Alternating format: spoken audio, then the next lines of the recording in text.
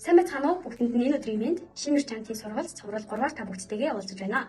Өнөөдрийн хувьд Шинэ Мэрчантын зайлшгүй мэдсэн байх ёстой зүйл сэдвийн хүрээнд төлбөр төлөгцсөн захиалгыг хэрхэн цуцлах болон буцаалтын төлбөр хэрхэн орж ирдэг талаар танилцуулах болно. За тэгэхээр бүгдээрээ сургалт руу гарцгаая. Төлбөр төлөгцсөн захиалгыг хэрхэн цуцлах вэ? Дараах 3 тохиолдолд та өөр дээр үүссэн захиалгыг цуцлах боломжтой байдаг. Үүнд барааны үлдэгдэл дууссан, хүргэх боломжгүй, за мөн худалдаа авахчийн хүсэлтээр гэсэн 3 шалтгаан орно. Тэгэхээр төлбөр төлөгцсөн захиалгыг борлуулагч 48 цагийн дотор цуцлах боломжтой байдаг бол тухайн хугацаа хэтэрснээс хойшоо зөвхөн худалдаа авахч захиалгыг цуцлах хэрэгтэй болдог. Тэгэхээр хүсэлт илгээгээгүйгээс үүдэн хэрэглэгчдээр үүссэн зээлийн ашигласан хугацааны хүүг хүсэлт илгээгээгүй тал хариуцдаг. За тэгвэл захиалгаа хэрхэн цуцлах вэ?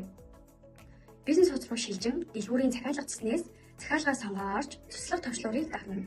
Цуцлах шалтгаанаа оруулан хүсэлт илгээх гэсэн товчон дээр дарснаар тань дээр үүссэн захиалга амжилттай цуцлагдана.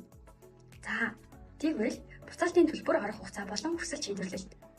Тань дээр үүссэн захиалга хэрвээ ухаан төлөлт буюу зээлийн аппликейшнаар хийгдсэн захиалга бол цуцлах хүсэлт илгээснээс хойшоо ажлын 3 хоног дотор шийдвэрлэгдэн хэрэглэгчдэр үүссэн зээл хаагдан буцаалт хийгддэг.